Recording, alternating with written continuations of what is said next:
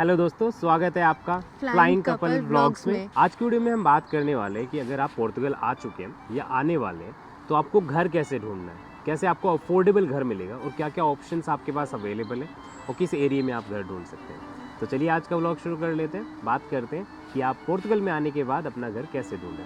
तो यहाँ पे दोस्तों वीडियो में आगे बढ़ने से पहले अगर आप हमारे चैनल पर नए हैं तो हमारे चैनल को सब्सक्राइब जरूर करना और ऐसी अमेजिंग वीडियोस के लिए बेल आइकन दबाना मत भूलना। बहरहाल दोस्तों बात कर लेते हैं सबसे पहले कि यहाँ पे अगर आप आ गए हैं या आने वाले हैं तो घर कैसे ढूंढें। तो इस कैटेगरी को मैंने 4 भागों में डिवाइड किया, सबके बारे में बात करेंगे। सबसे पहले हम बात करते हैं फेसबुक ग्रुप्स के बारे में।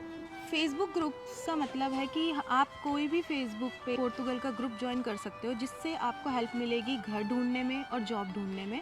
आप अगर फेसबुक पे जाते हैं और सर्च में लिखते हैं Portugal groups, Portugal find room on rent, जैसे बहुत सारे ग्रुप्स आपको देखने के लिए मिल जाएंगे, जिससे आपको काफ़ी हेल्प मिलेगी और आप किसी को भी आप मैसेज करके पूछ सकते हो। जहाँ पर भी रूम्स और जॉब अवेलेबल होगी वो आपको मैसेज कर देंगे। और इसके अलावा आप अपनी रिक्वायरमेंट भी डाल सकते हैं कि मैं पोर्तुगल मूव हो रहा हूँ और मुझे एक रूम चाहिए रेंट पे और मेरा बजट ये है, उस हिसाब से आपके पास मैसेज आ जाएंगे। लेकिन यहाँ पे अलर्ट रहना बहुत ज़रूरी है कि फेसबुक पे बहुत सारे ग्रुप्स तो बने हुए हैं लेकिन उनमें कुछ स्कैमर्स भी हैं। जब तक आप वो घर देख ना ले पर्सनली जाके, किसी को ऑनलाइन पैसे ट्रांसफ़र नहीं करने। यहाँ पे बहुत सारे लोग हैं जो एडवांस में पैसे मांगेंगे, आपको पिक्चर्स दिखा देंगे बहुत अच्छे कमरे की, लेकिन जब आप अल्टीमेटली उसमें जाएंगे तो वहाँ पे आपको दिखेगा कि वो टूटा फूटा सा, कहीं से पानी निकल रहा है, लीक हो रहा है, दीवारें गंदी हैं, मतलब इस तरह का घर है। और कहीं कहीं तो घर मिलते ही नहीं है।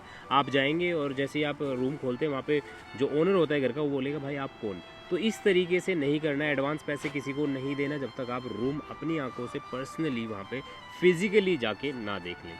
पोर्तुगल हाउस रेंट करके अगर आप डालेंगे या हाउस रेंट्स इन लिस्बन, जिस भी सिटी में आप पोर्तुगल की जा रहे हैं वहाँ पे आप जब डालेंगे तो आपके पास बहुत सारे ऑप्शंस आ जाएंगे। आपको एक रूम का चाहिए, आपको 2 रूम का सेट चाहिए या फिर आपको पूरा घर चाहिए, काफ़ी सारे ऑप्शंस वहाँ पे अवेलेबल है। उसमें थोड़ा सा वक्त आपको देना पड़ेगा और फेसबुक आपकी बहुत हेल्प करेगा। दूसरे नंबर पे आते हैं हाउसिंग वेबसाइट्स। जैसे आप इंडिया या फिर किसी भी कंट्री से बिलोंग करते हैं तो वहाँ पे भी आपको ऑनलाइन वेबसाइट्स दिख जाती हैं जिस पे आपको फ्लैट, हाउसेज सेल के लिए, रेंट के लिए मिल जाते हैं। ऐसे ही यहाँ पे भी एक वेबसाइट है। यहाँ पे एक नहीं है, एक्चुअली हज़ारों वेबसाइट है, लेकिन सबसे ज़्यादा जो यहाँ पे यूज़ होती है वो है आइडिया लिस्टा, जिसका लिंक भी मैं आपको दे दूंगा और यहाँ पे आपको दिख भी जाएगा उसका लोगो। तो इस वेबसाइट पे जाने के बाद आप अपना एरिया चूज़ कर सकते हैं, किस एरिया में चाहिए आपको, बजट अपन चूज़ कर सकते हैं, यहाँ पे आपको कितने रूम का सेट चाहिए वो आप चूज़ कर सकते हैं, आपको एक रूम चाहिए, पूरा घर चाहिए, वो सारे यहाँ पे फिल्टर लगाने के बाद सर्च कर सकते हैं और अपने प्राइस के अकॉर्डिंगली यहाँ पे रूम ढूंढ सकते हैं।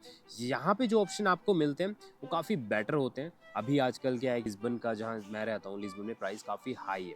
अब यहाँ पे भी एरिया डिपेंड है, जैसे दिल्ली में भी अगर आप रहते हैं, आप अपने शहर में रहते होंगे, वहाँ पे भी एरिया होते हैं ना, ऐसे यहाँ पे एरिया है। कुछ कुछ एरिया में तो आपको कम भी प्राइस मिलेगा, लेकिन फिर वो ये लोकेलिटी का हिसाब पड़ता है, वो भी बहुत इंपॉर्टेंट, वो वीडियो के आगे मैं बताऊँगा। तो यहाँ पे हाउसिंग वेबसाइट पे जाके भी आप सर्च कर सकते हैं। तीसरा नंबर है उन लोगों के लिए जो होटल में रह रहे हैं, एयरबीएनबी में रह रहे हैं, तो वो अपने आसपास जैसे कॉफ़ी शॉप हो या कोई ग्रोसरी स्टोर हो, उन लोगों से पूछ सकते हैं कि यहाँ पर कोई रूम अवेलेबल है या नहीं।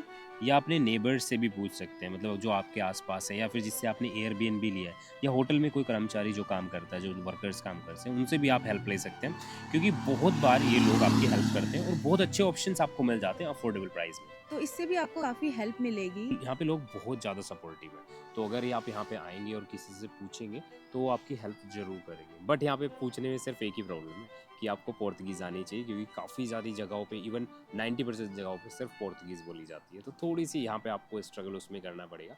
बेसिक पोर्तुगीज़ आप ऑनलाइन कहीं पे भी सीख सकते हैं, गूगल ट्रांसलेट से सीख सकते हैं, डुओलिंगो से सीख सकते हैं, बेसिक पोर्तुगीज़ सीख लेना। अच्छा, इन सब के बाद भी चौथा ऑप्शन आता है कि रियल एस्टेट जो एजेंट्स होते हैं, वो आप सभी को पता होगा, हम सबकी कंट्री में रियल एस्टेट एजेंट्स होते हैं। तो यहाँ पे काफ़ी सारी बिल्डिंग्स पे ना आपको वेंदे लिखा हुआ दिखेगा, वो वेंदे जो लिखा होता है उसके नीचे नंबर होता है, उस नंबर पे आप कॉल कीजिए, वहाँ पे कोई ना कोई रियल एस्टेट वाला बंदा आपका फ़ोन उठा लेता है। उसके बाद उसे अपना बताइए कि मुझे रेंट पे फ्लैट चाहिए, आपको रूम चाहिए, और अगर आप बिल्डिंग ले सकते हैं तो ऑफ कोर्स बिल्डिंग भी देख सकते हैं। बहरहाल यहाँ पे ज़रूरी ये है कि आपको आने के बाद रहने का जुगाड़ हो जाए। वो एजेंट आपसे ज़रूर 50-100 यूरो कुछ चार्ज करेगा और हो सकता है ना भी करे, तो यहाँ पे वो आपको ऑप्शन देगा, आपको घर दिखाएगा, ठीक है, अगर आपको पूरा फ्लैट लेना है वो भी दिखाएगा और वहाँ पे आपको रेंट मिल जाएगा। डिपेंड करता है कि आपका बजट कितना है, वो सब आप मतलब एजेंट की हेल्प लेके कर सकते हैं। वो काफ़ी ईजी रहता है और एजेंट काफ़ी अच्छे भी होते हैं, ज़्यादा चार्ज वो नहीं लेते आपसे यहाँ पे। अब ये तो बात हो गई कि आपको घर कैसे ढूंढना है, लेकिन किस तरह का ढूंढना है, यहाँ पे उसका प्राइस क्या रहना चाहिए। तो यहाँ पे जैसा मैंने आपको लास्ट वीडियो में बताया था कि ऑन एन एवरेज अगर आप ऐसे कपल आ रहे हैं या सिंगल भी आ रहे हैं तो आप 400 से लेके 650 के आसपास तक का अपना बजट रखना पड़ेगा। इस बजट में आपको एक घर मिल जाएगा जिसमें आपको इलेक्ट्रिसिटी, वाटर सबके बिल इंक्लूडेड होते हैं। अब ये भी डिपेंड करता है कि आप किस एरिया में रह रहे हैं। जिस घर में हम रह रहे हैं हमें वहाँ पे 600 रुपये रेंट देना पड़ता है। और अब यहाँ पे घर लेने से पहले या कहीं पे भी घर लेने से पहले सबसे ज़्यादा ज़रूरी होता है इंसुलेशन और हीटिंग। अब पोर्तुगल एक ठंडा देश है और यहाँ पे ठंड पड़ती है। ऐसा नहीं है कि यहाँ पे बर्फ़ पड़ती है, लेकिन ठंड पड़ती है। अभी समर टाइम है और आप देख रहे हैं हम जैकेट पहन के बैठे हुए हैं, इसलिए वो मोटा स्वेटर पहना हुआ।